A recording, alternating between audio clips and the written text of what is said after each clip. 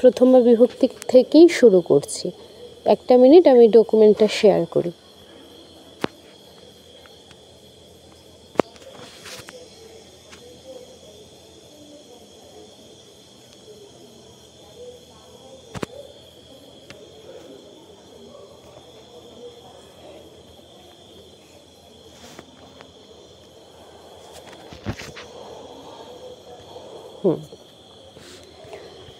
তো আমরা কারক বিভক্তি নিয়ে ইতিমধ্যেই জেনেছি, কোন কারকে কোন বিভক্তি হয় এটাও জেনেছি। গতদিন আমরা শব্দরূপ শুরু করেছি, আর শব্দরূপে লিঙ্গ বিষয়টা খুবই গুরুত্বপূর্ণ। আমরা জানি মানে 3টা লিঙ্গে ভাগ করা যায় শব্দগুলোকে, দৈনন্দিন জীবনে যা যা শব্দ আমরা প্রয়োগ করি সেগুলোকে, পুংলিঙ্গ, স্ত্রীলিঙ্গ আর ক্লীবলিঙ্গ। কিন্তু বাংলায় আমরা যতটা সহজে বলে ফেলি যে গাছ, এটার তো প্রাণ নেই, তো এটা হচ্ছে ক্লীবলিঙ্গ, আর একটা বালক, সে ছেলে, তো এটা পুংলিঙ্গ হবে, ওরকমভাবে বলে ফেলি। কিন্তু সংস্কৃতে এভাবে আমরা বলতে পারবো না। সংস্কৃতে লিঙ্গ নির্ধারণ করতে হয় শব্দের শেষে, মানে শব্দের যে গঠন সেটা অনুসরণ করে, ঠিক আছে? তো আপনি যদি ওভাবে নির্ণয় করতে যান, সেটা খুবই জটিল একটা বিষয়। আপনাকে প্রতিটা শব্দ ভেঙে দেখতে হবে যে ওই শব্দের শেষে ঠিক কোন প্রত্যয়টা আছে, ওই প্রত্যয়টা থাকলে কোন লিঙ্গ হয়, সেটা খুঁজে বের করে তারপর আপনাকে লিঙ্গটা নির্ধারণ করতে হবে। তো ওই প্রক্রিয়ায় আমরা যাব না, যেহেতু আমাদের মানে আমরা এটা নিয়ে অনার্স মাস্টার্স করছি না, অত ডিটেলস আমাদের জানার দরকার নেই। আমরা এখানে মূলত সংস্কৃত পড়ছি, আমাদের যেই শাস্ত্রীয় গ্রন্থগুলো আছে সেগুলো সম্পর্কে জানার জন্য, বা সেগুলো পড়ে নিজে অর্থবোধ করার জন্য। তো এর সাথে আমরা লিঙ্গ নির্ধারণ করার কোনো সম্পর্ক নেই, বা ওটা কোনো প্রয়োজন হয় না, তাই আমরা ওই ডিটেলসে যাব না। তাহলে এখন আপনাদের প্রশ্ন হতে পারে যে লিঙ্গ তো খুবই গুরুত্বপূর্ণ বিষয়, এখনই আমি বললাম, তো আমি যদি এটা নির্ণয় করতে না পারি তাহলে এটা অ্যাপ্লাই করব কিভাবে? আপনাদের কিছু ট্রিক্স ফলো করতে হবে। আপনাদের যেই শব্দগুলো শেষে অকার থাকে, ঠিক আছে, ম্যাক্সিমাম শব্দ হয় আপনার পুংলিঙ্গ শব্দ, আর কিছু শব্দ হয় ক্লীবলিঙ্গ শব্দ, খুব সীমিত। তারপর যেই শব্দগুলো শেষে আকার থাকবে, ম্যাক্সিমাম শব্দ হবে স্ত্রীলিঙ্গ শব্দ। মূল কথা, আপনি যদি শব্দগুলো, আপনারা তো ব্যাকরণ কৌমুদী বেশিরভাগ মানুষ পেয়ে গেছেন, তো ব্যাকরণ কৌমুদী যাদের আছে, আপনারা দেখবেন নর শব্দ, তারপর লতা শব্দ, এভাবে শব্দ যেগুলো আছে, শব্দের রূপ যেগুলো আছে, তার ঠিক পরে, হয় পরের পৃষ্ঠায় নয় ওই পৃষ্ঠাতেই নিচে অনেকগুলো অনুরূপ শব্দ দেয়া আছে। ওগুলো আপনার মুখস্থ করার দরকার নেই, আপনি শুধুমাত্র একবার রিডিং পড়বেন। ধরুন নর শব্দটা আছে, তো এর নিচে কমপক্ষে 30-40টা শব্দ দেয়া আছে অনুরূপ, তো ওগুলো জাস্ট একবার করে রিডিং পড়বেন অর্থসহ, তাহলে আপনার একটা ধারণা হয়ে যাবে। আপনি তখন দেখবেন মানে শব্দ দেখে বুঝতে পারছেন যে এটা পুংলিঙ্গ হতে পারে। তো পুংলিঙ্গ হতে পারে এটা আপনি 70% শিওর হয়ে গিয়ে তারপর বইটা খুলে একবার দেখে নিলেই হবে যে এটা আসলেই পুংলিঙ্গ কিনা, ঠিক আছে? তো আমরা শব্দ বিশ্লেষণের ওদিকে যাচ্ছি না। তো এটা জেনে রাখুন যে একই শব্দের যেই সমার্থক শব্দ, যেমন এখানে উদাহরণ আছে, দায়রা একটা শব্দ, ভাড়িয়া একটা শব্দ, কালত্র আরেকটা শব্দ, কিন্তু 3টা শব্দের অর্থ কি? স্ত্রী। তো 3টা শব্দের অর্থই যেহেতু স্ত্রী, আমাদের মনে হতে পারে 3টা শব্দই স্ত্রীলিঙ্গ শব্দ। না, দায়রা শব্দটা হচ্ছে পুংলিঙ্গ শব্দ, ভাড়িয়া হচ্ছে স্ত্রীলিঙ্গ শব্দ, কালত্র হচ্ছে ক্লীবলিঙ্গ শব্দ। দেখতে পাচ্ছেন তো, একই শব্দ একই অর্থ, কিন্তু এক একটা শব্দের এক একটা লিঙ্গ। তো লিঙ্গ আমরা হুট করে নির্ণয় করতে পারবো না, আমাদের এটার জন্য অবশ্যই জানা থাকতে হবে যে এই শব্দটা এই লিঙ্গ, আর যদি জানা না থাকে সেই ক্ষেত্রে আমাদের বই খুলে দেখে নিতে হবে। বা যারা জানেন তাদের সাথে যোগাযোগ করে জেনে নিতে হবে যে এই শব্দটা কোন লিঙ্গ আছে। এখানে আমরা একটা ওয়েবসাইট ব্যবহার করেও এটা নির্ণয় করতে পারবো, এটা আমি দেখিয়ে দিব। আগে আমরা ক্লাসটা শেষ করি, তারপর দেখিয়ে দিচ্ছি। আচ্ছা, তো লিঙ্গের বিষয়টা গেল, এটা মহারাজ মনে হয় গতদিন আলোচনা করেছিলেন, এরপর আমি একবার একটু বলে দিলাম। এটা খুবই গুরুত্বপূর্ণ বিষয়। এখানে আরও একটা উদাহরণ আছে, কি আছে? গ্রন্থ আর পুস্তকম, দুটোর অর্থই বই, কিন্তু গ্রন্থ শব্দটা পুংলিঙ্গ শব্দ আর পুস্তকম হচ্ছে ক্লিবলিঙ্গ শব্দ। একই অর্থ কিন্তু লিঙ্গ ভিন্ন। আচ্ছা, এটা গেল। এবার আমরা কিছু শব্দ গতদিন শিখেছিলাম, যে অকারান্ত, আকারান্ত, অকারান্ত পুংলিঙ্গ শব্দ কিছু শিখেছি, অকারান্ত ক্লিবলিঙ্গ শব্দ কিছু শিখেছি, আবার আকারান্ত স্ত্রীলিঙ্গ শব্দ কিছু শিখেছি। এখন আমরা একটা শব্দকে, ধরুন আপনাকে বলা হলো দেব, এই শব্দটার পরিচয় দিন, ঠিক আছে? বা ধরুন লতা, এই শব্দটার পরিচয় দিন, এরকম যদি বলা হয়, সেই ক্ষেত্রে আপনি ওই শব্দটার পরিচয় কিভাবে দিবেন? প্রথমে আপনাকে দেখতে হবে যে ওই শব্দের শেষে কী কার আছে। ধরুন লতা, লতা শব্দটার শেষে আকার আছে, বা দেব, দেব শব্দটা শেষে অকার আছে, তার মানে লতা শব্দটা হচ্ছে আকারান্ত শব্দ, দেব শব্দটা হচ্ছে অকারান্ত শব্দ।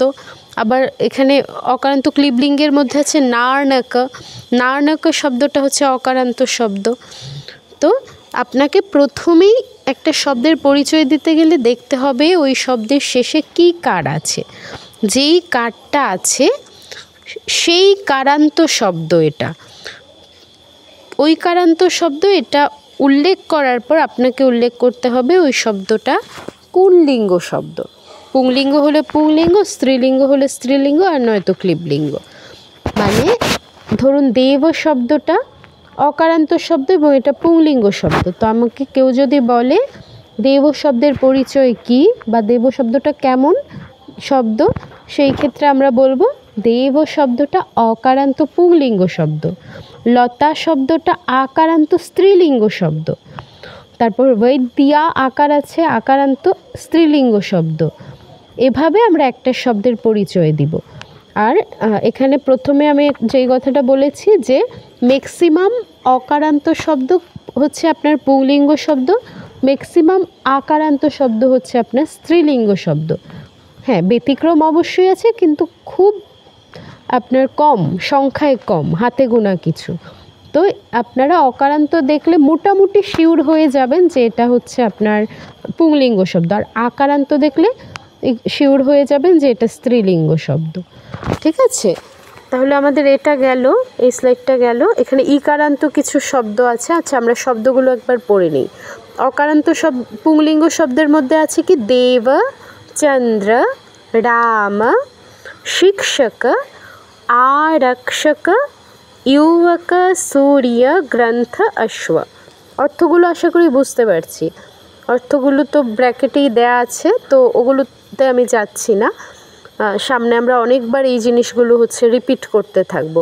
তারপর অকারান্ত ক্লিবলিঙ্গ শব্দ কি আছে? বিয়াজন, এটার অর্থ হচ্ছে আপনার পাখা। ঠিক আছে। কমল, এটা তো জানি, পদ্ম। আম্র, ফল, নার্ণক, নার্ণক মানে হচ্ছে কয়েন, পয়সা আর কি। তারপর মোদক, মোদক হচ্ছে আপনার মিষ্টি। আনকমনগুলো আমি একটু বলে দিচ্ছি, বাকিগুলো আপনাদের নিশ্চয়ই জানা আছে। তারপর লতা, আকারান্ত স্ত্রীলিঙ্গ শব্দগুলো কি আছে? লতা, অধ্যাপিকা, পেটিকা, পেটিকা মানে হচ্ছে ব্যাগ। ছাত্রা, মক্ষিকা, মক্ষিকা মানে মাছি। উপচারিকা মানে হচ্ছে হেল্পিং হ্যান্ড, মানে কাজে সহায়তা করার জন্য আমরা লোক রাখি না, তাদেরকে উপচারিকা বলা হয়। তারপর বৈদ্যা মানে হচ্ছে ডাক্তার বা চিকিৎসিকা আর কি। কন্যা মানে তো মেয়ে, জায়া মানে স্ত্রী। আচ্ছা, আকারান্ত স্ত্রীলিঙ্গ শব্দ গেল। এবার ইকারান্ত স্ত্রীলিঙ্গ শব্দ দেখুন। দীর্ঘ ইকারান্ত শব্দ ম্যাক্সিমাম হচ্ছে আপনার স্ত্রীলিঙ্গ শব্দ। ঠিক আছে। আর হ্রস্ব ইকারান্ত শব্দ ম্যাক্সিমাম স্ত্রীলিঙ্গ শব্দ, তবে পুংলিঙ্গ শব্দও আছে, খুব রেয়ার। যেমন হরি, হরি শব্দটা হ্রস্ব ইকারান্ত। তারপর মুনি শব্দটা হ্রস্ব ইকারান্ত আছে।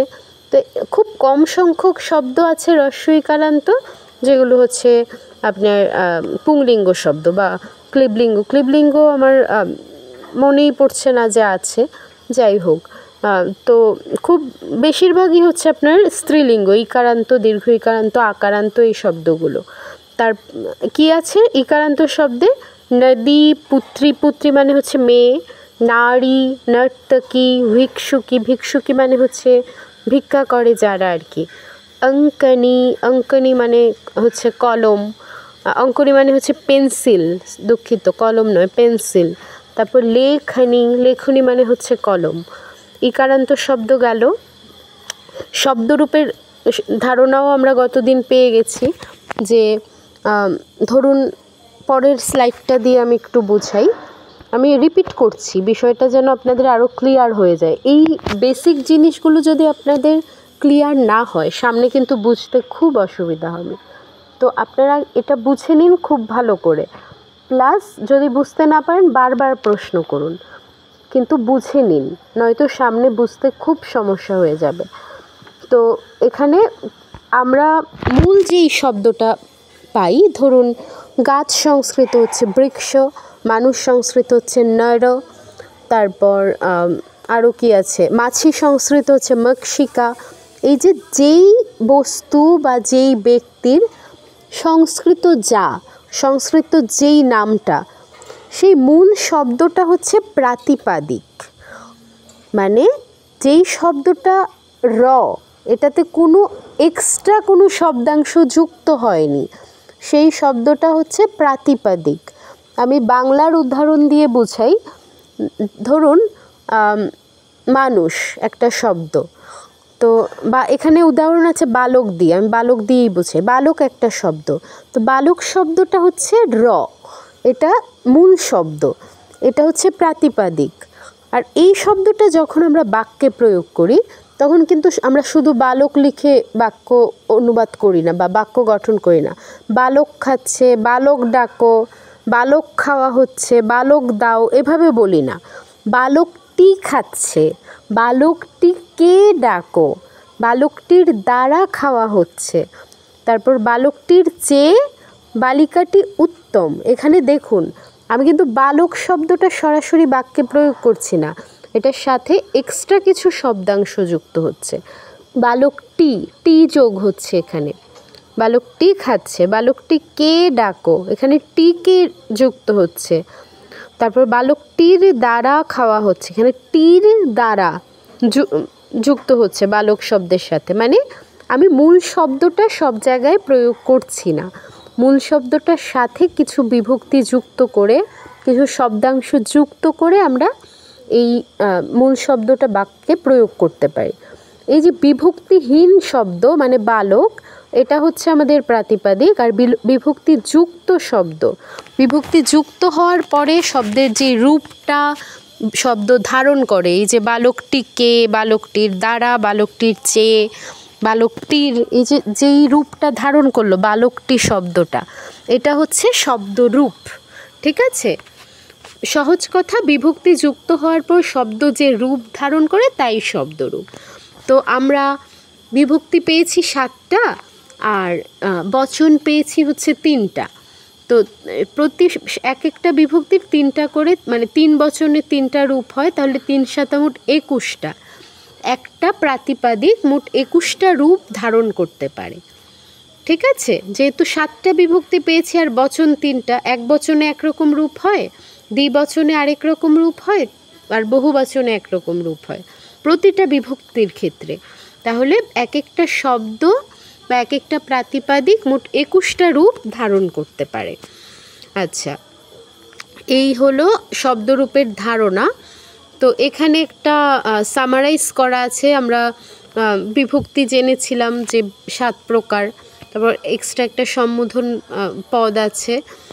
তো তারপর কোন বিভক্তির ক্ষেত্রে, মানে কোন বিভক্তিটা কিভাবে চিনবো, এটা একটা সামারি দেয়া আছে। এখন আমরা ডিটেলসটা পড়ব। তো আমরা যখন 7টা বিভক্তি ডিটেলস পড়ে ফেলবো তখন আপনারা হচ্ছে মিলিয়ে, মানে এই 4টার সাথে মিলিয়ে হচ্ছে মনে রাখবেন। ঠিক আছে, তো আমরা যাই প্রথমা বিভক্তি। কি আছে, কর্তায় সর্বদা প্রথমা বিভক্তি হয়। এখানে প্রথম যেই শব্দটা আছে কর্তা,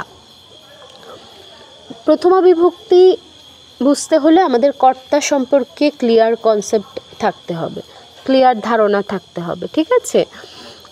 কর্তা জিনিসটা কি, কেউ কি বলতে পারবেন কর্তা কি? এখানে লেখাও আছে অবশ্য, কর্তা কি কেউ বলতে পারবে? হ্যাঁ হ্যাঁ, একদম ঠিক, একদম কাজটি করে, একদম ঠিক। একটা বাক্যে মাস্ট একটা কাজ থাকবেই, আর ওই কাজটা যে সম্পাদন করবে সে হচ্ছে আমাদের কর্তা। আর ওই কর্তায় প্রথমা বিভক্তি হয় সাধারণত।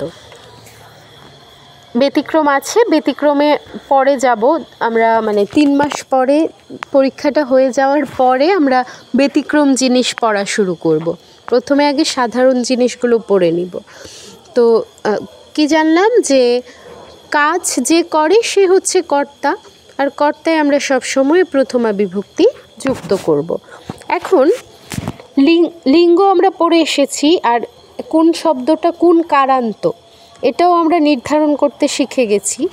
আকার যদি শেষে থাকে আকারান্ত, উকার শেষে থাকলে উকারান্ত, দীর্ঘ ইকার থাকলে দীর্ঘ ইকারান্ত। তো আমরা কোন কারান্ত শব্দ এটাও নির্ণয় করতে শিখে গেছি। এবার এই যে লিঙ্গ ভেদে এবং কার ভেদে, পরে আপনার লাস্টে কী কার আছে, এই দুটো জিনিস ভেদে প্রত্যেকটা শব্দেরই আলাদা আলাদা রূপ হয়। অবশ্যই একটার সাথে আরেকটার মিল পাবেন, তবে কিছুটা পার্থক্য আমরা দেখতে পাই। ধরুন পুংলিঙ্গ, স্ত্রীলিঙ্গ, ক্লিবলিঙ্গের রূপ তো মাস্ট আলাদা হবেই। এবার পুংলিঙ্গের ভিতরেও তো আপনি কিছু অকারান্ত শব্দ পাবেন, কিছু উকারান্ত শব্দ পাবেন, তারপর কোথাও কোথাও ঋকারান্ত শব্দ পাবেন, এভাবে অনেক কারান্ত শব্দ পাবেন। তো পুংলিঙ্গের ক্ষেত্রেও এই যে আমরা বিভিন্ন কারান্ত শব্দ পাচ্ছি, এই বিভিন্ন কারান্ত শব্দের রূপগুলো কিছুটা কিছুটা পার্থক্য আমরা দেখতে পাই। তার মানে শুধু লিঙ্গ ভেদে নয়, কার ভেদেও আমাদের রূপের মধ্যে পার্থক্য দেখা যায়। এটা মনে রাখতে হবে। আমরা ধরুন একটা অকারান্ত শব্দ শিখে নিলাম, এরপর একটা পুংলিঙ্গ শব্দ শিখে নিলাম, এরপর পৃথিবীর যত পুংলিঙ্গ শব্দ আছে সব কিছুতে এটার অনুকরণ করে আমরা রূপ প্রয়োগ করলাম, তাহলে কিন্তু হবে না। আমাদের জানতে হবে যে কারটা চেঞ্জ হয়ে গেলে আমাদের কি পার্থক্য হচ্ছে। আমরা যেই শব্দরূপটা শিখেছি মেইনলি নর শব্দটা আমরা বেসিক্যালি শিখি, বাকিগুলো হচ্ছে আমরা নর শব্দের সাথে মিলিয়ে করি আর কি, শেখার চেষ্টা করি বা মনে রাখার চেষ্টা করি। তো আমরা যখন নর শব্দটা শিখব তখন বাকিগুলো আমরা এর সাথে মিলিয়ে পড়ব যে এর সাথে কোথায় পার্থক্যটা হচ্ছে। শুধু পার্থক্যের জায়গাগুলো মনে রাখলে আমাদের কাছে এই বিষয়টা সহজ হয়ে যাবে। মানে আমি পার্সোনালি ওভাবেই শিখেছি বা ওভাবেই মনে রাখার চেষ্টা করি। তো আমি আপনাদেরকেও সাজেস্ট করব ওভাবেই মনে রাখতে। যাই হোক, তো এবার আমরা রূপে যাই। আমরা অকারান্ত পুংলিঙ্গ শব্দ পড়েছিলাম অনেকগুলো। তো এই অকারান্ত শব্দগুলো এক বচনে একটা বিসর্গ আসে। অকারান্ত অনেকগুলো শব্দ পড়েছি না, তো আমরা যদি প্রথমা বিভক্তি দেখি অকারান্ত শব্দের, এক বচনে শুধুমাত্র একটা বিসর্গ আসবে। ছাত্র হবে ছাত্রহ, তারপর বালক হবে বালকহ, গ্রন্থ হবে গ্রন্থঃ, সূর্য হবে সূর্যঃ, চন্দ্র হবে চন্দ্রঃ। এভাবে একটা যদি বুঝাই পুংলিঙ্গ অকারান্ত শব্দ, কেবল একটা বিসর্গ যুক্ত করে দিলেই হবে। এবার যদি দ্বিবচনে যাই, দুটো বুঝাই, ধরুন ছাত্র শব্দটা অকারান্ত, ছাত্রহ হয় এক বচনে, যার অর্থ হচ্ছে একজন ছাত্র। এবার আমি সব জায়গায় তো আর একজন ছাত্র ব্যবহার করতে পারবো না, দুইজন ছাত্র, অনেকজন ছাত্রও বোঝাতে হবে।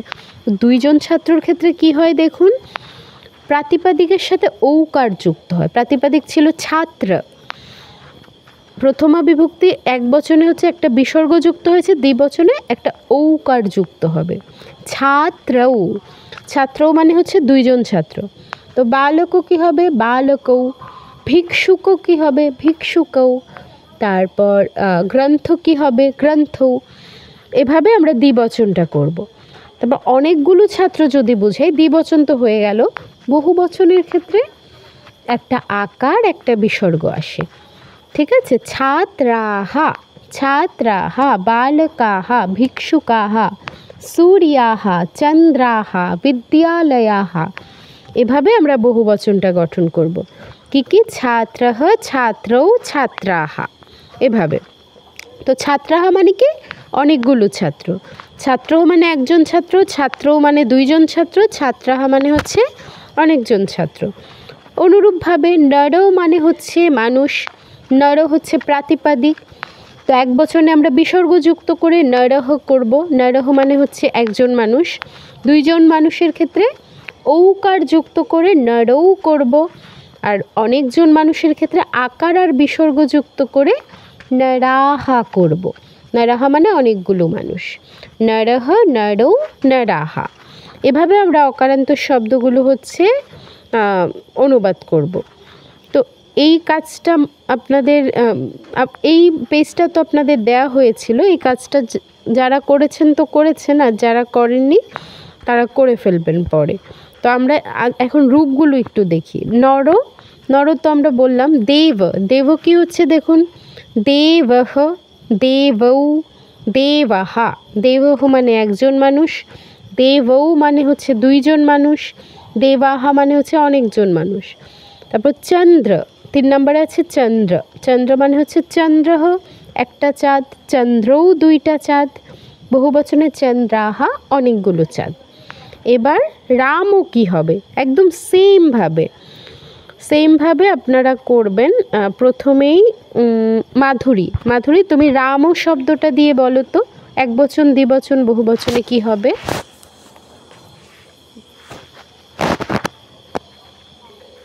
নমস্কার দিদি। হ্যাঁ নমস্কার, বলো।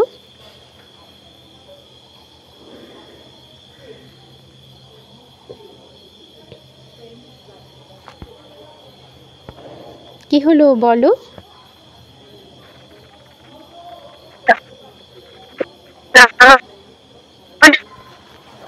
আচ্ছা আমি বলি। হ্যাঁ হ্যাঁ। রামহা, রামো, রামাহা। রামহ মানে কি?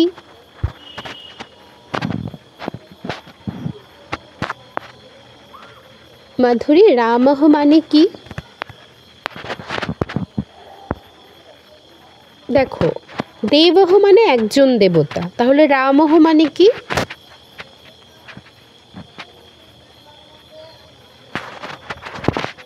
রামহ একজন। না না, দেখো দেবহ, আমি কি দেবহ একজন বলছি? একজন দেবতা। তো রামহ মানে একজন রাম বা শুধু রাম, ঠিক আছে। তাহলে রামও মানে কি? হ্যাঁ, দুজন রাম। দুইজন রাম বা রামেরা দুইজন, এরকম বোঝাচ্ছে। রামসহ আরও একজনকে নির্দেশ করছে আর কি। তারপর রামাহা মানে কি হবে? অনেকজন রাম। অনেকজন রাম বা রামেরা, এরকমও বোঝাবে। রামেরা বলতে রামসহ অনেকজন ধরো দাঁড়িয়ে আছে দূরে, তো আমি নির্দেশ করার জন্য বলছি ওই যে রামেরা ওখানে আছে, তুমি ওদের সাথে গিয়ে যোগ দাও। তো তখন আমরা রামাহা এরকম ব্যবহার করতে পারবো। ঠিক আছে, সুন্দর হয়েছে, অনেক অনেক ধন্যবাদ তোমাকে। আচ্ছা, শিবপ্রসাদ মহোদয়, আপনি হচ্ছে ইউবক শব্দটা দিয়ে বলুন। ইউবক মানে হচ্ছে যুবক, তো আপনি ইউবক শব্দটা দিয়ে বলুন। নমস্কার দিদি ভাই। হ্যাঁ নমস্কার।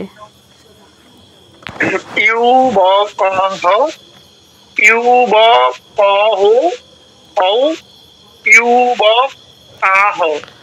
আচ্ছা, দ্বিবচনটা একটু আরেকবার বলুন। ইউবক। হ্যাঁ, আর বহুবচনটা? বহুবচনটা হচ্ছে ইউবকাহ। আচ্ছা, আমি নর শব্দের বহুবচনটা বলছি, আপনি একটু আপনারটার সাথে মিলান।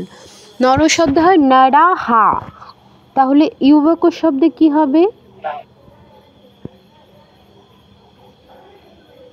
ইউ ব কা হ। না, হ কেন বলছেন? হয়ের সাথে আকারটা যোগ করতে হবে না? sorry, দ্বিবচন হবে ইউ ব ও। না না, আমি বহুবচনের কথা বলছি মহোদয়।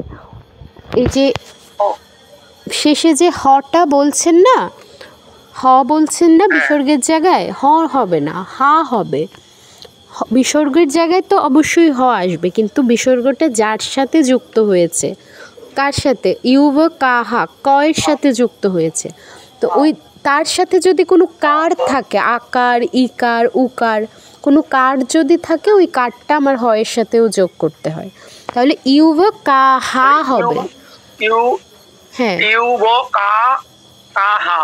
একদম ঠিক। এখন আমাকে বলুন তো, অর্থগুলো একটু বলুন তো। ইউব কাহ মানে কি হবে? মানে হচ্ছে একজন যুবক। হ্যাঁ, ইউব কাউ। একবচনে ইউব কাউ মানে কি হবে? একজন যুবক, দুজন যুবক। ইউব কাহা আর দুইয়ের অধিক বা অনেকজন। অনেকজন যুবক। তাহলে আমরা বাকিগুলো এভাবে করে ফেলতে পারবো আশা করি। ধন্যবাদ আপনাকে, ভালো হয়েছে। ঠিক আছে, এখানে অনেকগুলো আছে, এগুলো আমরা নিজে নিজে প্র্যাকটিস করব। আমরা পরেরটায় চলে যাই। এতটুকু নিয়ে কারোর কোনো জিজ্ঞাসা আছে?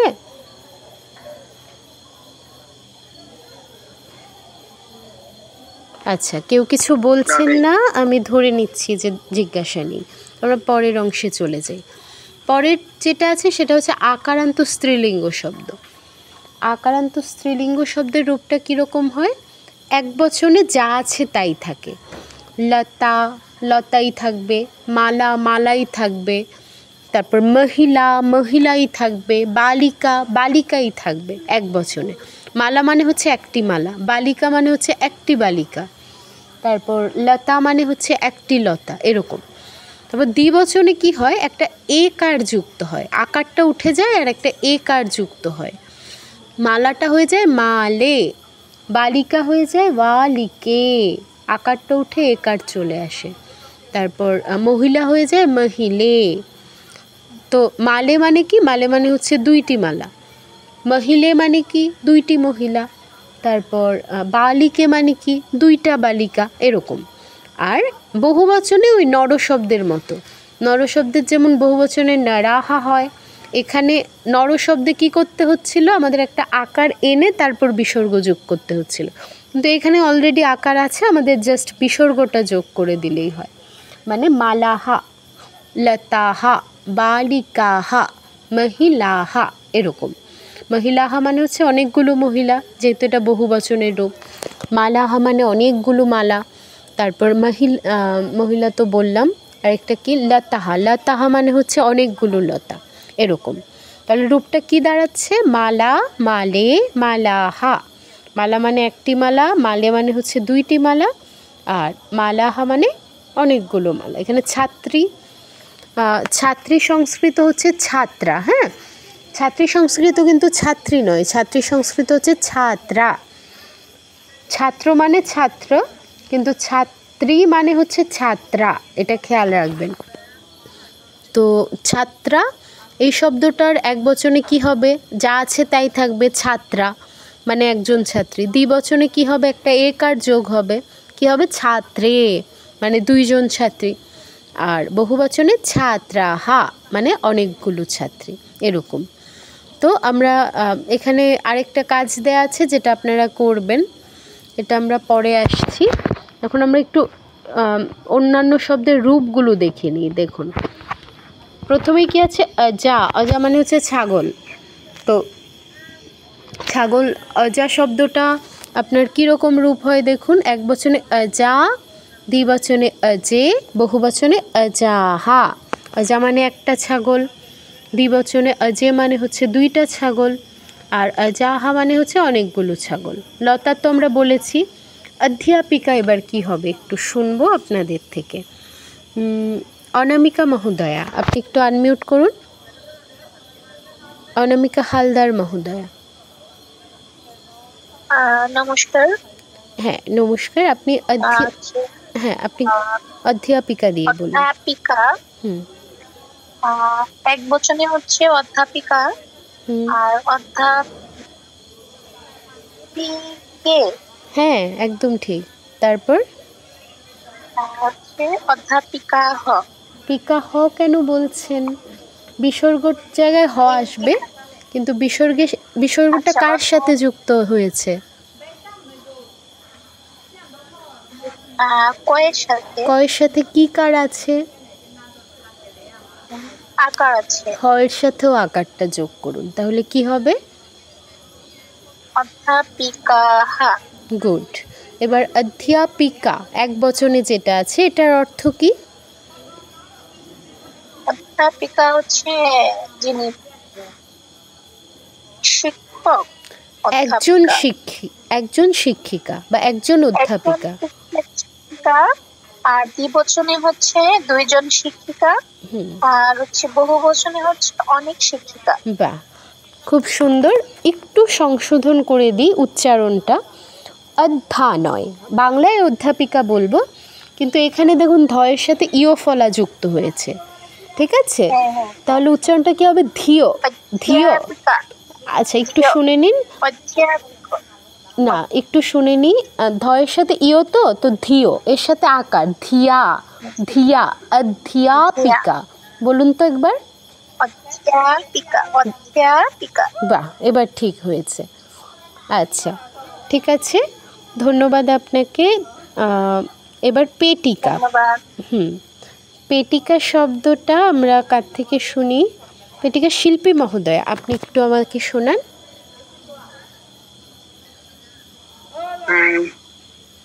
পেটিকা, পেটিকে, পেটিকাহা। হ্যাঁ, মিনিংটা বলে ফেলুন। পেটিকা এক পেটিকা অর্থ কি দিদি? পেটিকা মানে হচ্ছে ব্যাগ বা থলে। একটা ব্যাঙ, পেটিকা একটা ব্যাঙ, পেটিকে দুইটা ব্যাঙ, পেটিকাহা অনেকগুলো ব্যাঙ। আচ্ছা ব্যাং নয়, ব্যাগ ব্যাগ। ঠিক, ঠিক আছে, ব্যাগ বুঝতে পেরেছেন আপনি?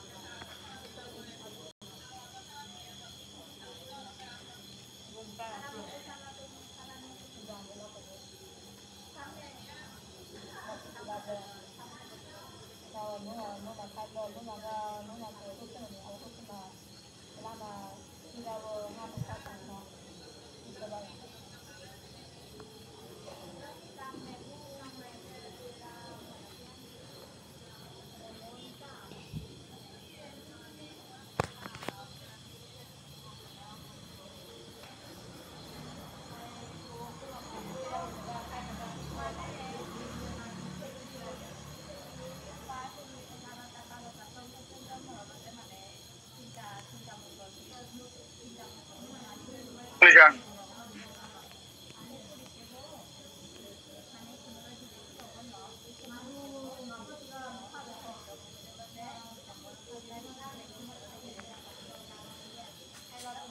আচ্ছা আমার কথা শোনা যাচ্ছে?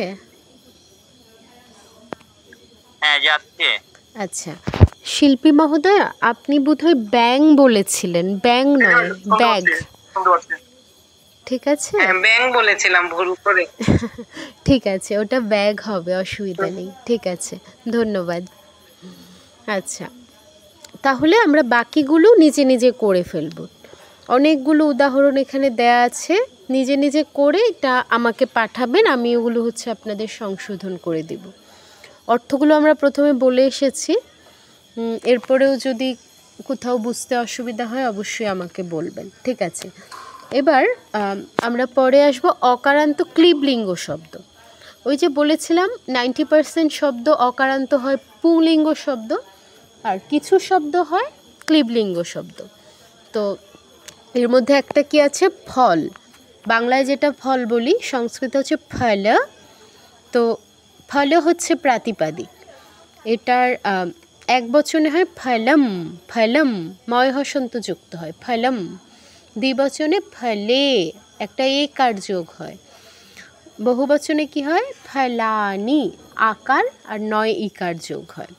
তাহলে কি হচ্ছে? ফলম ফলে ফলানি, ফলম ফলে ফলানি। ফলম মানে হচ্ছে একটা ফল, তারপর ফলে মানে হচ্ছে দুইটা ফল, আর ফলানি মানে হচ্ছে অনেকগুলো ফল। এবার অনুরূপভাবে আরও কি আছে? বিয়াজন, বিয়াজন মানে হচ্ছে পাখা। উচ্চারণটা কি? বিয়াজন, বিয়াজন হচ্ছে আমাদের প্রাতিপাদিক। এবার বিভক্তিযুক্ত হওয়ার পর প্রথমা বিভক্তি এক বচনে হয় বিয়াজনম। ফল যেমন হচ্ছিল ফলম, সেমভাবে বিয়াজনম। দ্বিবচনে ফলে, ফলের মতো বিয়াজনে। বহুবচনে ফলানি বিয়াজনানি। এটার উচ্চারণটা একটু কঠিন মনে হতে পারে, একদমই কঠিন নয়। ও এর সাথে ইয় কী হবে? বিয়, বিয়। তারপর জনম, এটা তো সহজ, বিয়জনম, বিয়জনে, বিয়জনানি, এরকম। বিয়জনম মানে একটা পাখা, বিয়জনে মানে দুইটা পাখা, আর বিয়জনানি মানে হচ্ছে অনেকগুলো পাখা। তো অনুরূপ কিছু শব্দ এখানে দেয়া আছে। হৃদয়, হৃদয় মানে হচ্ছে হৃদয় আর কি, বাংলায় যেটা হৃদয় বলি। তো হৃদয় শব্দটা আমাদের ক্লিবলিঙ্গ শব্দ, অকারান্ত ক্লিবলিঙ্গ শব্দ। তো এটার এক বচনে কি হবে? ফলমের মতো হৃদয়ম। দ্বিবচনে হৃদয়ে, বহুবচনে হৃদয়ানি। তারপর বিয়োজন তো আমরা পড়লাম। কমল, কমল মানে হচ্ছে পদ্ম। তো এটা এক বচনে কি হয়? কমলম। দ্বিবচনে কমলে, বহুবচনে কমলানি। বাকিগুলো সেমভাবে। তো আম্র, আম্র শব্দটা কীরকম হবে? স্বদেশ মহোদয়, আপনি বলুন। হ্যাঁ, নমস্কার দিদি। হ্যাঁ, নমস্কার। আম্রম, আম্রমে, আম্রমানি। আচ্ছা, আম্র মে যে বলছেন, আমি কি কমলমে বলেছিলাম নাকি কমল শব্দটার সাথেই একার যোগ করেছিলাম? মূল শব্দটা আম্র, এর সাথে একার যোগ হবে, তাহলে কি হবে? আম্রমে। না, আপনি একটা এক্সট্রা ম নিয়ে আসছেন তো। দেখুন, কমলমে হয়েছে কি, বা বিয়জনমে হয়েছে, হৃদয়মে হয়েছে নাকি হৃদয়ে হয়েছে? মূল শব্দের সাথে জাস্ট একার যোগ করবেন। আম্রর সাথে একার যোগ করলে কি আম্র মে হয়? না। তাহলে কি হয়? আম্রম, আমরে, আমরানি। বাহ, এবার খুব সুন্দর হয়েছে। আপনি ওই এক বচনের সাথে একারটা যোগ করছিলেন, মূল শব্দের সাথে করতে হবে। তাহলে আম্রম অর্থ কি? আম, একটা আম, হ্যাঁ, দুইটা আম, অনেকগুলো আম। বাহ, খুব সুন্দর। এবার শক্তিপ্রসাদ মহোদয়, আপনি আমাকে নার্ণক শব্দটা দিয়ে একটু বলুন। নার্ণক মানে হচ্ছে মুদ্রা। নার্ণকম, নার্ণকে, নার্ণকানি। অর্থগুলো বলুন।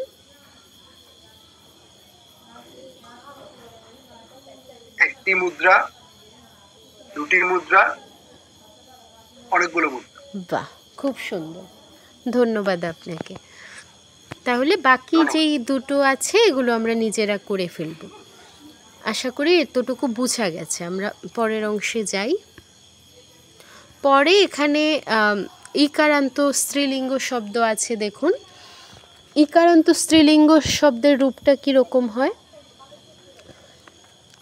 ইকারান্ত স্ত্রীলিঙ্গ প্রথম উদাহরণটা আছে নদী, নদী।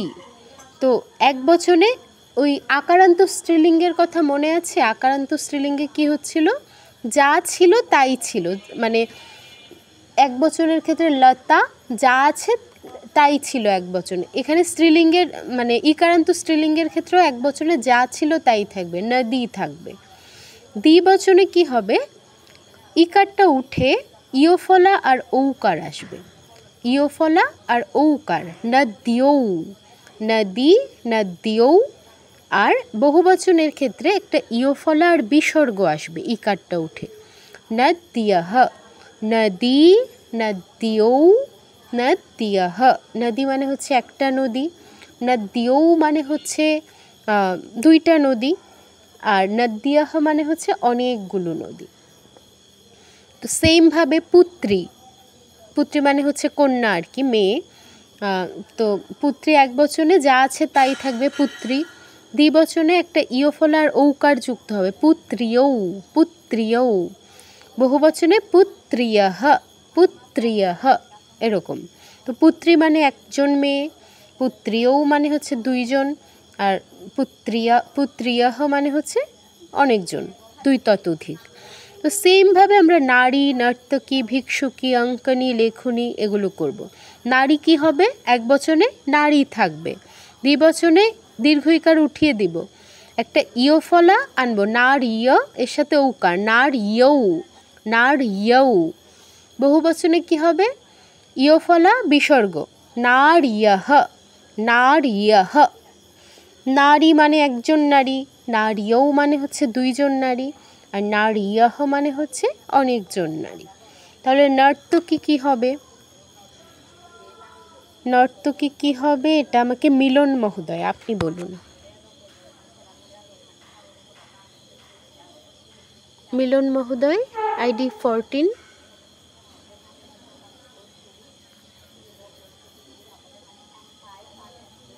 মহোদয় আপনি আনমিউট করুন, আমি আপনার কথা শুনতে পাচ্ছি না। আমি আপনাকে হেল্প করছি, ভয় পাওয়ার কিছু নেই, আপনি আনমিউট করুন, আমি বলছি আপনাকে। বলুন কি হবে এক বচনে। নমস্কার দিদি। হ্যাঁ নমস্কার, বলুন কি হবে। দিদি আমি আসলে মাঝখানে যদি আমি বেরোয় গেছিলাম, তো আসলে হঠাৎ করে আমি আসলে ধরতে পারিনি বিষয়টা। সেটা হচ্ছে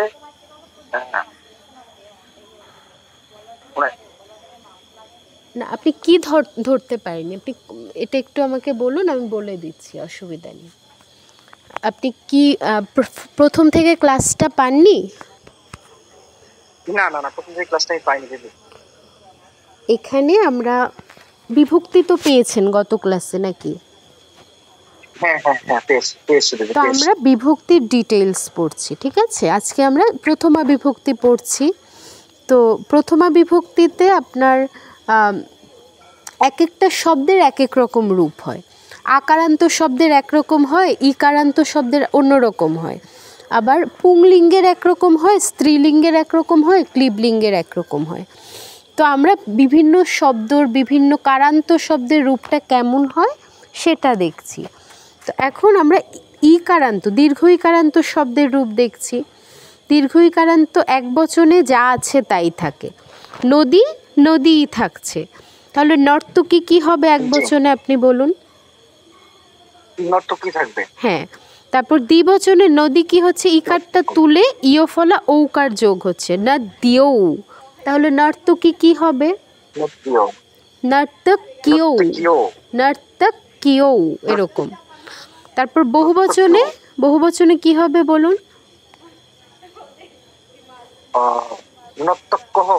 কহ নয়, কিয়হ, ক যুগ ইয়ফলা কিয়হ, নর্তক্যহ।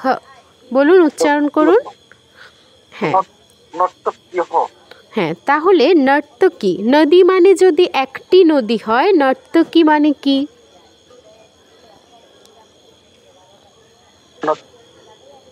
দুইটা নদী। না না দুইটা নদী। না না, নদী মানে হচ্ছে একটা নদী, তাহলে নর্তকী মানে কি? অনেকগুলো নদী। নদী তো আমি বলছি, আপনি বলছেন নর্তকী। নর্তকী মানে যে নাচ করে। আমি নদীর উদাহরণ বলছি, আপনি নর্তকীটা বলবেন।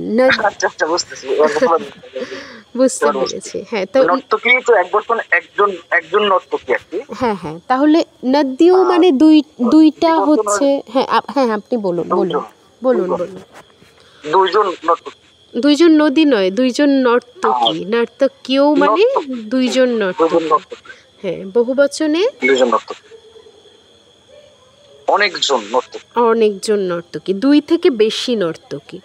ঠিক আছে, তো এভাবেই হচ্ছে আমরা এই দীর্ঘইকারান্ত রূপটা করব। ঠিক আছে, আপনি যেহেতু আগে থেকে মিস করেছেন, আমি রেকর্ডিংটা দিলে একটু দেখে নেবেন, তাহলে আপনার বিষয়টা ক্লিয়ার হয়ে যাবে। ঠিক আছে দিদি, আমাদের যে একটা ইউটিউবে একটা যে আপনাদের একটা গ্রুপ একটা পেজ আছে ইউটিউবে একটা, হ্যাঁ, ওইখানে সবগুলো ভিডিও আপলোড করা আছে, তাই না? হ্যাঁ, সবগুলো serially আছে, পাবো আমরা। সিরিয়ালি পাবেন। প্লেলিস্ট করা আছে আপনাদের ব্যাচের নামে, 11th ব্যাচ, ওখানেই পেয়ে যাবেন। হ্যাঁ, ধন্যবাদ, হ্যাঁ, ধন্যবাদ। ঠিক আছে। আচ্ছা, তাহলে আমরা আরেকটাও শুনি, আরেকটা সঞ্জয় মহোদয়, আপনি অঙ্কনি দিয়ে বলুন।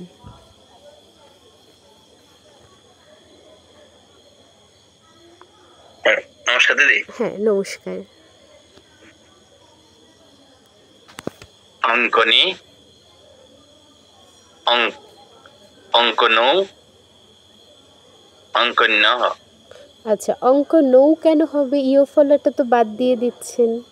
অঙ্কনিও, অঙ্কন, উচ্চারণটা এরকম, অঙ্কনিও, অঙ্কনিও। হ্যাঁ, অঙ্কন্যৌ। আপনি যদি বলতে বাদ দিয়ে দেন, আপনি লিখতে গেলেও বাদ পড়ে যাবে। ঠিক আছে, তো বলার সময় অবশ্যই কেয়ারফুলি বলতে হবে। তাহলে অর্থগুলো বলে ফেলুন। অঙ্কন্যৌ, অঙ্কনি একজন হ্যাঁ, না, অঙ্কন শিল্পী। না, অঙ্কনি মানে হচ্ছে পেন্সিল। একটি পেন্সিল। হুম, অঙ্কনি একটি পেন্সিল। হ্যাঁ, অঙ্কন্যৌ দুটি পেন্সিল। হুম, অঙ্কন্যः অনেকগুলো পেন্সিল। বাহ, খুব সুন্দর।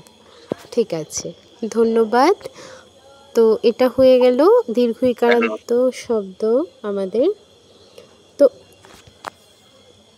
এবার আপনাদের কাজ দেয়া ছিল কি, ইকারান্ত শব্দ ব্যবহার করে নিজে নিজে বাক্য গঠন। তো এটা আপনারা করবেন। আর আগে কিছু কাজ ছিল, দেখি তো পারি কি না, এখানে একটা কাজ ছিল। তারপর এর আগেও কিছু কাজ ছিল, কোথায়, এই যে এই কাজটা, প্লাস আরও একটা কাজ আছে, এই কাজটা, এই 3-4টে কাজ আপনারা হচ্ছে ক্লাস শেষে বসেই করে ফেলবেন। আমি দ্বিতীয় বিভক্তির একটা ধারণা দিয়ে দিচ্ছি, ডিটেলসে আমরা নেক্সট দিন যাব। এতটুকু কি বোঝা গেছে? কারোর কোনো জিজ্ঞাসা থাকলে বলুন।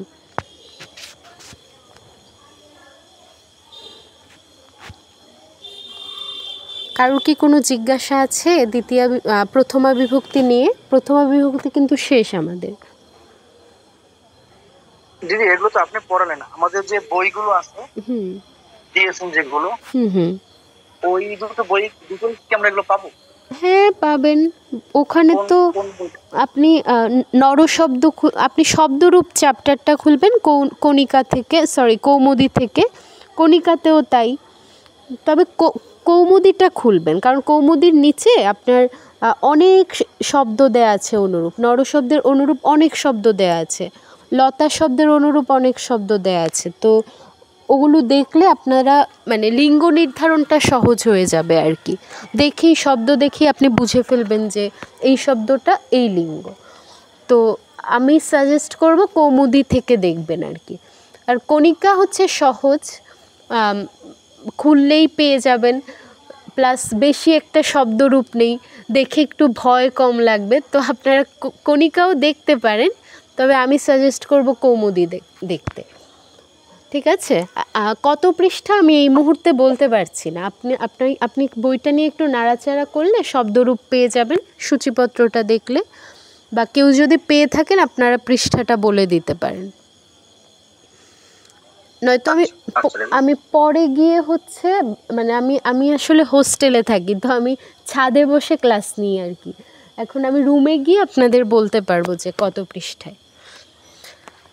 আচ্ছা, আমি পরে বলছি আপনাদেরকে। আমাদের আমাদের ক্লাসের বাইরে আমাদের ক্লাসের বাইরে এই দুটো বই আমাদের আপনারা দিয়েছেন আর কি। হ্যাঁ হ্যাঁ এর বাইরেও কি কোনো বই পড়ার জন্য মানে?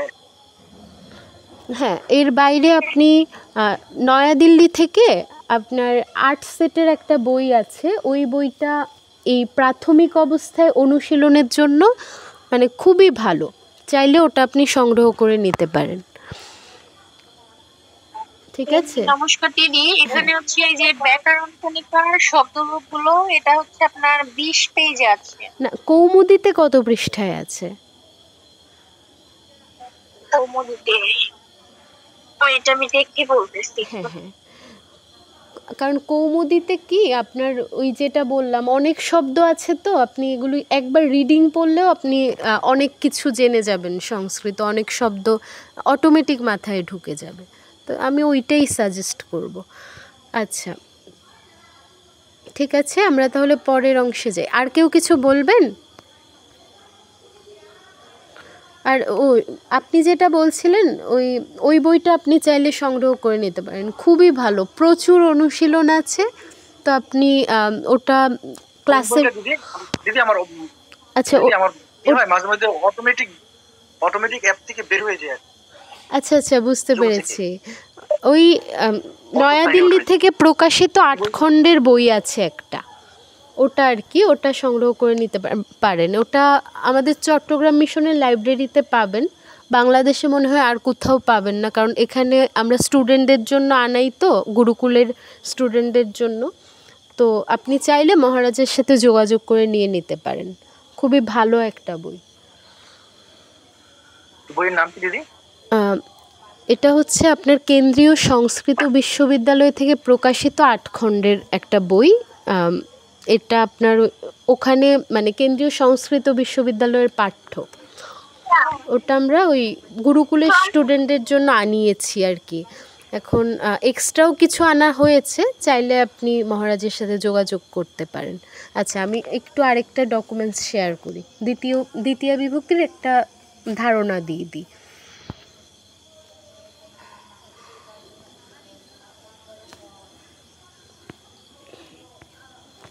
ভবিষ্যৎকাল তো আপনারা পড়েছেন, ওগুলো কিন্তু ভুলে যাবেন না, প্র্যাকটিসে রাখবেন। বর্তমানকাল, ভবিষ্যৎ, অতীত, ওই যেই জিনিসগুলো আপনারা পড়েছিলেন সব প্র্যাকটিসে রাখবেন। আচ্ছা, দ্বিতীয় বিভক্তি হচ্ছে আপনার আমরা যেদিন বিভক্তি পড়েছিলাম বা কারক বিভক্তি পড়েছিলাম, আমরা জেনেছিলাম যে ক্রিয়াকে যদি আমরা কি বা কাহাকে দ্বারা প্রশ্ন করি, তাহলে যে আনসারটা পাবো সেটা হচ্ছে আমাদের দ্বিতীয় বিভক্তি। ঠিক আছে, মানে সেটা হচ্ছে আমাদের কর্ম। আমার এই পিডিএফটায় কী সমস্যা আমি বুঝতে পারছি না, আমার মাঝখানের কিছু পৃষ্ঠা শো করছে না, তো আমি মুখে বলছি, পিডিএফটা শেয়ার না করে মুখে একটা হালকা ধারণা দিচ্ছি। কর্তায় যেমন আমাদের প্রথমা বিভক্তি হয়, কর্মে হচ্ছে আমাদের দ্বিতীয়া বিভক্তি হয়। তো তার মানে আমরা যদি দ্বিতীয়া বিভক্তি প্রয়োগ করতে হয়, অবশ্যই কর্মটা নির্ধারণ করতে হবে। কর্ম বলতে হচ্ছে অবজেক্ট, ইংরেজিতে আমরা যেটা অবজেক্ট পড়ে এসেছি সেটা হচ্ছে কর্ম। তো কর্মটা আমরা কিভাবে নির্ণয় করব? বাক্যে মাস্ট ক্রিয়া থাকবে বলেছি, বাক্যে মাস্ট কর্তাও থাকবে, এই জিনিসটা একটু মাথায় রাখবেন। একটা বাক্যে দুইটা জিনিস অবশ্যই থাকে, কর্তা এবং ক্রিয়া। কর্তা অনেক সময় উহ্য থাকে, কিন্তু ক্রিয়া থাকবেই। এখন ক্রিয়াকে যদি আমি প্রশ্ন করি যে সে কি করছে, মানে কর্তা কি করছে, বা কাহাকে দ্বারা যদি প্রশ্ন করি, এই দুটো জিনিস, দুটো সাইন, কি বা কাহাকে, এই দুটো দ্বারা প্রশ্ন করে যে আনসারটা পাবো আমরা, সেটা হচ্ছে মূলত কর্ম। তো কর্মে সবসময় দ্বিতীয়া বিভক্তি হয়। এবার তার মানে আমরা যখন একটা বাক্য অনুবাদ করব, তখন আমাদের ধরেই দেখতে হবে যে ওই বাক্যটাতে ক্রিয়া কি আছে, ক্রিয়াপদ কোনটা আছে। ক্রিয়াপদটা নির্ণয় হয়ে গেলে আমাদের দেখতে হবে কাজটা আসলে কে করছে। তো যে করছে সে হচ্ছে কর্তা, তারপর দেখতে হবে যে কাজটা করছে মানে যে কর্তা সে কি করছে বা কাহাকে দ্বারা প্রশ্ন করব। তাহলে যে আনসারটা পাবো সেটা হচ্ছে কর্ম। অনেক সময় বাক্যে কর্ম থাকে না, তো যদি না পাই আনসার তাহলে স্কিপ করব। কর্ম যদি না থাকে তাহলে কর্তার ক্রিয়া প্লাস এক্সট্রা যেই শব্দগুলো থাকবে পরবর্তীতে আমরা যেই বিভক্তিগুলো পড়ব সেগুলোর অ্যাপ্লাই করব। তো কর্তা যেটা পাবো সেটাই আমরা ওই একটু আগে যেই প্রথমা বিভক্তি পড়ে এলাম সেই প্রথমা বিভক্তি অ্যাপ্লাই করব। আর ক্রিয়া হচ্ছে কর্তা অনুসারে হবে। কর্তাটা যেই পুরুষ যেই বচনে আছে সেই পুরুষ সেই বচনে প্লাস ওই বাক্যটা যেই কালে আছে, বর্তমান কালে হলে লট লকার, অতীত হলে লং লকার, ভবিষ্যৎ হলে লৃট লকারের ওই পুরুষ ওই বচনের রূপটা আমাদের ক্রিয়ায় প্রয়োগ করতে হবে। আর কর্ম থাকলে কর্মে দ্বিতীয়া বিভক্তি প্রয়োগ করতে হবে। এখন দ্বিতীয়া বিভক্তির রূপটাও প্রথমা বিভক্তির মতোই এক এক লিঙ্গে, তারপর এক এক কারান্ত শব্দে এক এক রকম হয়। তো কীরকম হয়? নরশব্দ আপনারা খুলে নেবেন, 20 পৃষ্ঠায় আছে বলেছিলেন দিদি, তো আপনারা নরশব্দটা খুলে নেবেন। আমি যেহেতু পিডিএফ শেয়ার করতে পারছি না, আমার পিডিএফটা একটু প্রবলেম হয়েছে, তো খুলে দেখবেন যে এক বচনে হয় নরম, কি হয়? নরম। দ্বিবচনে হয় নরৌ, আর বহুবচনে হয় নরান। নরম, নরৌ, নরান, এরকম। তো নর যদি নরম হয়, ছাত্র কি হবে? ছাত্রম। দ্বিবচনে ছাত্রৌ, বহুবচনে ছাত্রান, এরকম। তো অর্থটা কি হয়?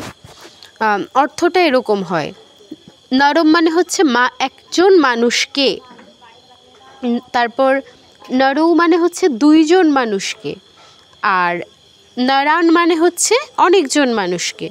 তাহলে নর শব্দটা যদি এমন হয়, ছাত্র শব্দ তো আমি বলে দিলাম। শিক্ষক শব্দটা কি হবে? কে বলতে পারবেন? শিক্ষক শব্দটা কি হবে বলুন দেখি একজন। কে বলতে পারবেন? হাত তুলুন, আমি এরপর হেল্প করছি।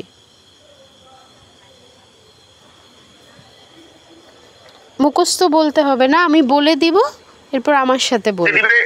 হ্যাঁ, দিদিভাই কোনটা বলছেন? শিক্ষক।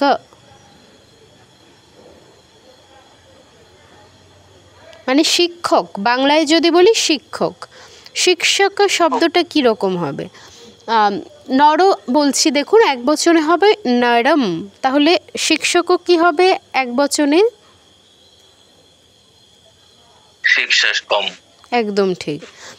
শিক্ষকম। হ্যাঁ, শিক্ষকম মানে কি? একজন শিক্ষক। না, একজন শিক্ষক নয়, একজন শিক্ষক তো শিক্ষক। নরম মানে হচ্ছে একজন মানুষকে, তাহলে শিক্ষকম মানে কি? একজন শিক্ষককে। একদম ঠিক। তারপর নরৌ মানে যেটা দ্বিতীয়া বিভক্তির দ্বিবচন, প্রথমা বিভক্তির দ্বিবচন কিন্তু নয়, দ্বিতীয়া বিভক্তির যেই দ্বিবচন নরৌ, এটার অর্থ হচ্ছে দুইজন মানুষকে। তাহলে শিক্ষক শব্দের দ্বিতীয়া বিভক্তি দ্বিবচনটা কি হবে? শিক্ষকৌ। শিক্ষকৌ। হ্যাঁ, অর্থটা কি হবে? শিক্ষকৌ। অর্থটা বলুন। শিক্ষকেরা। না, দুইজন শিক্ষককে। হ্যাঁ, শিক্ষকেরা নয়, দুইজন শিক্ষককে। হ্যাঁ, একদম ঠিক। তারপর বহুবচনে কি বললাম? নারান, নয় হসন্ত শেষে নারান, তাহলে কি হবে?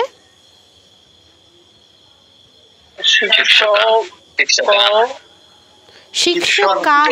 শিক্ষকান, আকার আর নয় হসন্ত, দন্তন্য হসন্ত যুক্ত হবে।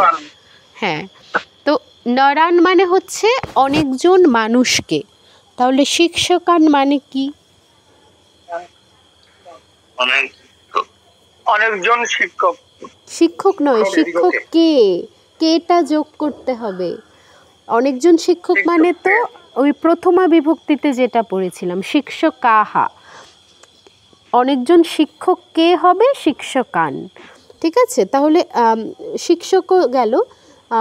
আমরা আরেকটা শব্দ দিয়ে পড়ি, এই জিনিসটা এখনো ক্লিয়ার হয়নি। কি বলবো, অধ্যাপক, এই শব্দটা দিয়ে বলি।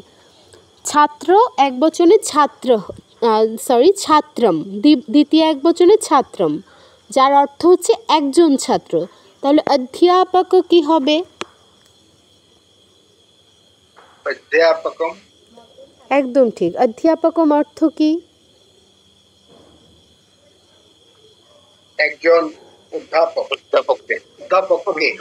একজন অধ্যাপককে, না অধ্যাপিকা বলিনি আমি, অধ্যাপক বলেছি। এর দ্বিতীয় একবচনে অধ্যাপকম ঠিক আছে, যার অর্থ একজন অধ্যাপককে। আচ্ছা, বাকিরাও বলুন, আপনারা আনমিউট করে বলুন, মিউট করে রেখেছেন কেন? আচ্ছা, তারপর দ্বিবচনে ছাত্র শব্দ যদি হয় ছাত্রও, হ্যাঁ একদম ঠিক। অধ্যাপক, পিকৌ নয়, পকৌ, অধ্যাপকৌ। হ্যাঁ, অধ্যাপকৌ অর্থ কি হবে? অর্থ কি হবে? দুজন অধ্যাপক।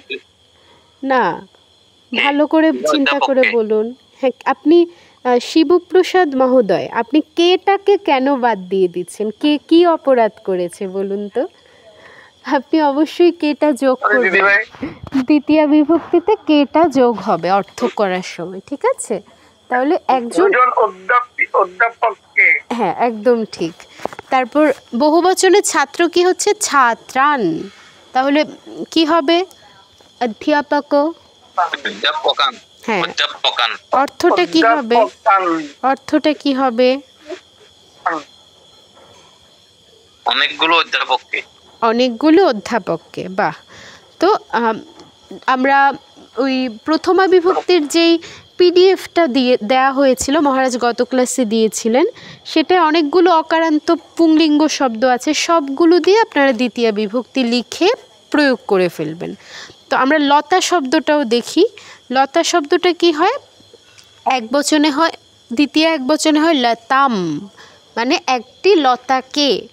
দ্বিবচনে ওই প্রথমা বিভক্তির ক্ষেত্রে যা ছিল এখানেও তাই থাকে, লতে, লতে।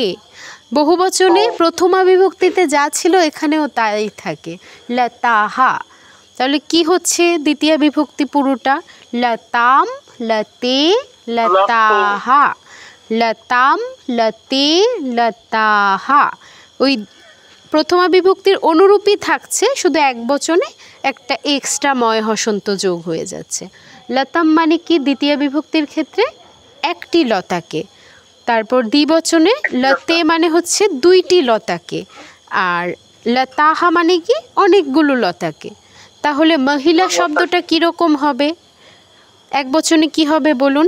লতা যদি লতাম হয়, মহিলা কি হবে? সবাই বলার চেষ্টা করুন, আনমিউট রাখবেন, মিউট রাখবেন না, আনমিউট করে বলার চেষ্টা করুন। মহিলা কি হবে বলুন? লতা যদি দ্বিবচনে দ্বিতীয় একবচনে লতাম হয়, তাহলে মহিলা কি হবে? মহিলা। হ্যাঁ, তো মহিলাম শব্দটার অর্থ কি হবে? একজন মহিলাকে। তারপর দ্বিবচনে লতা যদি লতে হয়, মহিলা কি হবে? মহিলে। অর্থটা কি হবে? দুইজন মহিলাকে। হ্যাঁ, তারপর বহুবচনে লতা যদি লতাহা হয়, মহিলা কি হবে? হ্যাঁ, তো অর্থটা?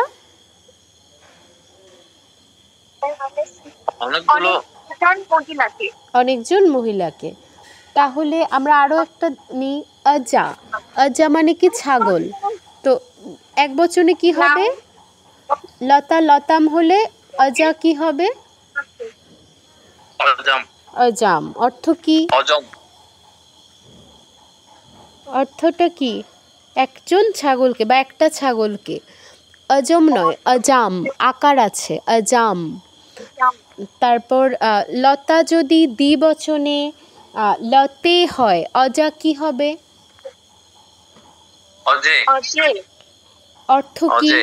অর্থ কি? দুটি ছাগল। না, ছাগল, দুটি দুইটি ছাগলকে। ছাগলকে। দ্বিতীয়া বিভক্তির ক্ষেত্রে এটার মিনিং হয় দুইটা ছাগলকে। প্রথমা বিভক্তির ক্ষেত্রে দুইটা ছাগল। আমরা তো দ্বিতীয়া বিভক্তি পড়ছি। তারপর বহুবচনে লতাহা, তাহলে অজা কি হবে? অজাহা। অজাহা। তাহলে অর্থটা বলে ফেলুন। অনেকগুলো ছাগলকে। অনেকগুলো ছাগলকে, ঠিক আছে। তো আমরা অকারান্ত পুংলিঙ্গ শব্দ, আকারান্ত স্ত্রীলিঙ্গ শব্দ, এই দুইটা দ্বিতীয় বিভক্তি প্র্যাকটিস করব। আর প্রথমা বিভক্তি পুরোটা প্র্যাকটিস করব। এখন প্রথমা আর দ্বিতীয়া যদি আমরা শিখে যাই, আমরা কিন্তু বাক্য গঠন করতে পারবো। কীরকমভাবে, আমি একটা উদাহরণ দিই আপনাকে। আপনারা যে কোনো বাক্যই ছোট ছোট বাক্যগুলো যেখানে কর্তা কর্ম আর ক্রিয়া আছে আপনারা অনুবাদ করতে পারবেন। আমি একটু স্ক্রিন শেয়ার করে আপনাদের একটা জিনিস দেখাই, একটু ওয়েট করুন।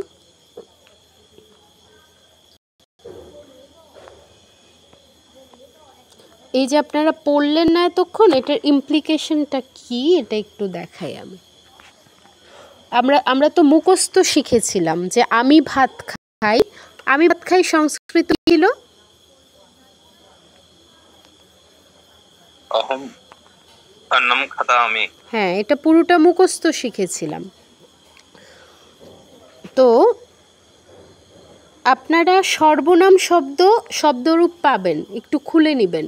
ওখানে অসমদ, ইউসমদ এই শব্দগুলো পাবেন। একটু নরশব্দ থেকে একটু যান, ওই পাশে গেলে, সামনের দিকে গেলে অসমদ, ইউসমদ এই শব্দগুলো পাবেন। টাইটেল হচ্ছে সর্বনাম শব্দ। খুলে একটু আমাকে বলুন যে খুলেছি।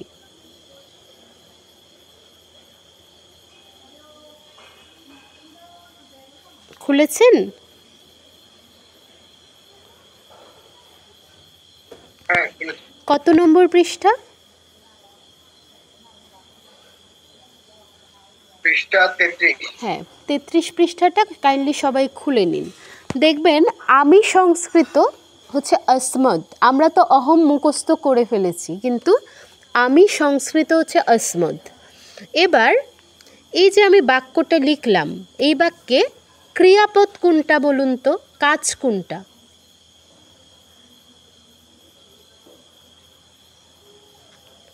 আমি, হ্যাঁ, খাওয়াটা হচ্ছে আমাদের কাজ। খাওয়ার কাজটা কে করছে? আমি করছি। হ্যাঁ, আমি করছি, তো আমি হচ্ছে আমাদের কর্তা। যে কাজ করে সে যেহেতু কর্তা, আমি হচ্ছি কর্তা। এবার ক্রিয়াকে আমরা প্রশ্ন করি, আমি কি খাই? কি অ্যান্সার পাই? ভাত খাই। তো এটা কি আমাদের কর্ম। তো আমরা জানি যে কর্তায় হচ্ছে আমরা প্রথমা বিভক্তি প্রয়োগ করতে হয়, আমরা একটু আগে পড়েছি। কর্মে হচ্ছে দ্বিতীয়া বিভক্তি প্রয়োগ করতে হয়, আর ক্রিয়া কর্তা অনুসারে হয়। এবার আমি, অসমত শব্দ তো সবাই বের করেছেন। যেহেতু প্রথমা বিভক্তি প্রয়োগ করব, আপনি অসমত শব্দে দেখুন তো প্রথমা বিভক্তিতে একবচনে, দ্বিবচনে, বহুবচনে কি কি আছে?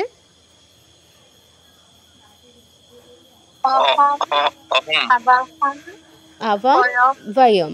অহম, আবাম, বয়ম আছে। এখন আমি কোনটা করব, একবচন, দ্বিবচন না বহুবচন? এটার জন্য বাক্যে তাকাতে হবে। আমি আছে, আমি তো আর দুইজন বা তিনজন হব না, নিশ্চয়ই একজনই হব, তো একবচনটা প্রয়োগ করব। তাহলে অসমত শব্দের প্রথমা একবচনে কি আছে?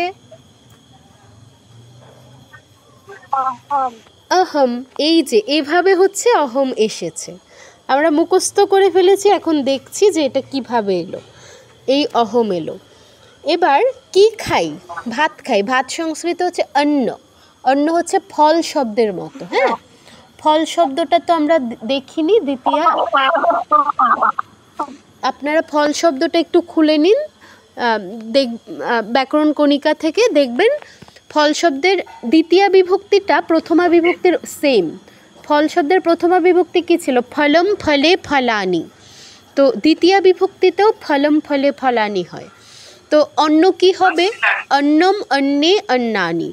এখন আমি একবচন করব, দ্বিবচন করব না বহুবচন করব? অবশ্যই একবচন করব, কারণ অন্ন একটা খাবারের নাম, দুইটা বা তিনটা খাবারের নাম নয়, একটা খাবারের নাম। তো আমি ফল শব্দের দ্বিতীয়া একবচনের মতো রূপ প্রয়োগ করব। কি হবে? অন্ন শব্দের দ্বিতীয়া একবচন কি হবে? ফল যদি ফলম হয়, অন্ন কি হবে? अन्नम অন্নম।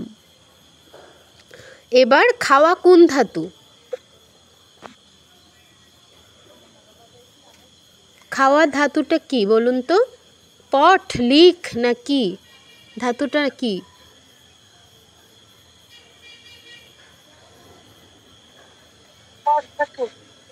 পট ধাতু। কি বললেন? আপনার কথাটা খাদ ধাতু। হ্যাঁ, খাদ ধাতু। এখন খাদ ধাতুর তো অনেক রূপ হয়, লট, লং, লোট, বিধিলিং, অনেক রূপ পড়েছি। কোনটা করব? এটার জন্য আবার বাক্যের দিকে তাকাতে হবে।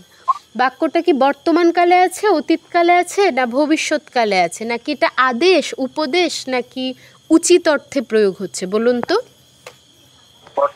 বর্তমানকালে। বর্তমানকালে আছে। তাহলে আমরা কোন লকার প্রয়োগ করব? বর্তমানকালে কোন লকার হয়? লট লকার না? তিতহ অন্তি পড়েছিলাম যে। বর্তমানকালে লট লকার। হ্যাঁ, খাদতি হবে আমরা সবাই জানি, কিন্তু কিভাবে এলো এটা আমরা দেখি। তো লট লকারে 9টা রূপ পাই আমরা। তিতহন্তি, সিথথ, আমি, আবহ, আমহ। এই 9টা থেকে কোনটা প্রয়োগ করব, এটা দেখার জন্য আমাদের তাকাতে হবে কর্তার দিকে। কর্তাটা কোন পুরুষ কোন বচনে আছে?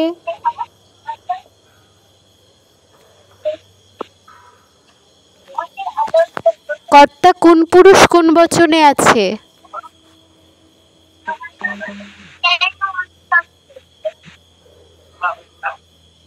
পুরুষ বচন সবাই কি ভুলে গেছি? পুরুষ কয় প্রকার ছিল?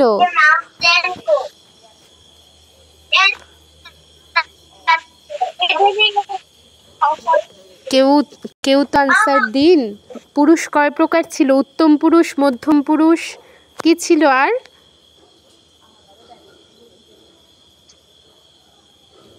প্রথম পুরুষ। হ্যাঁ, প্রথম পুরুষ, উত্তম পুরুষ, মধ্যম পুরুষ, 3টা পুরুষ আমরা পেয়েছিলাম। তো অহম এটা কোন পুরুষ? এটা কি প্রথম, উত্তম, না মধ্যম? আমি সংক্রান্ত সবকিছু কোন পুরুষ?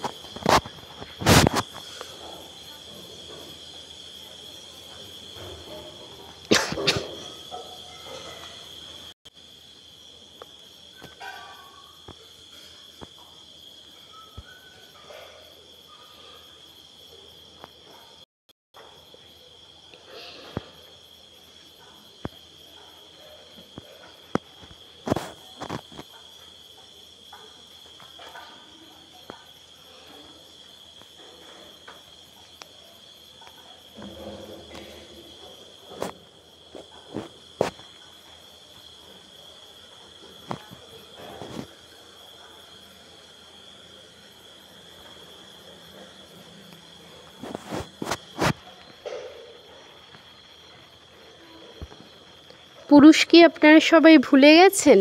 3 প্রকার পুরুষ ছিল না? প্রথমটা ছিল প্রথম পুরুষ, দ্বিতীয়টা ছিল মধ্যম পুরুষ, আর তৃতীয়টা ছিল উত্তম পুরুষ।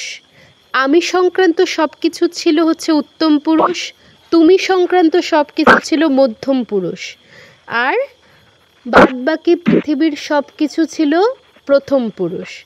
এটা তো একদম প্রথম ক্লাসের পড়া, এটা ভুলে গেলে তো হবে না। তাহলে অহম কোন পুরুষ আছে?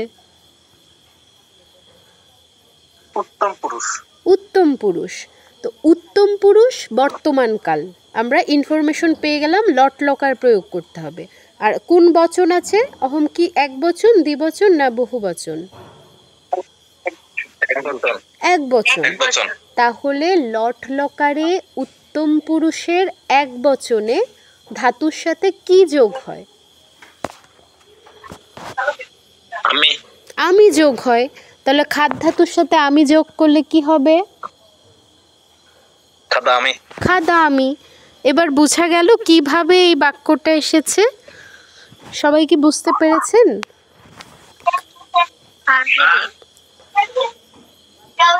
এই যে আমরা আজকে প্রথমা দ্বিতীয়া বিভক্তি পড়লাম, এই দুটোর অ্যাপ্লাই করে কিন্তু এই বাক্যটা হচ্ছে গঠিত হলো। ঠিক আছে?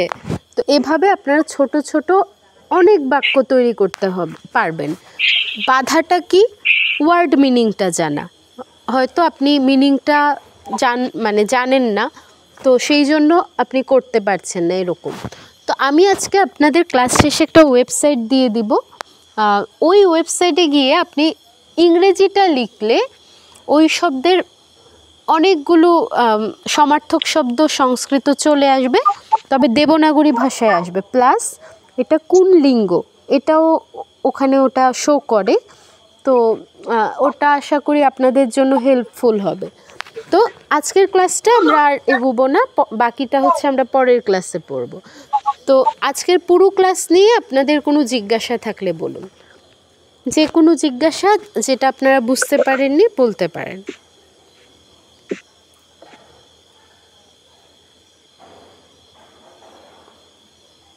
কারোর কোনো জিজ্ঞাসা আছে?